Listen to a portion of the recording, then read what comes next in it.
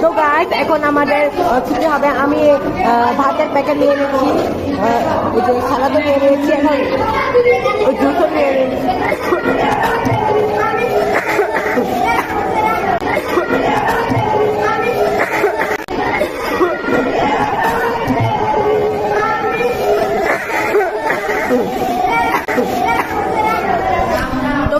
আপনাদের আমার এই স্কুল পিকনিকের পার্ক কেমন লেগেছে কমেন্ট করে অবশ্যই জানাবেন।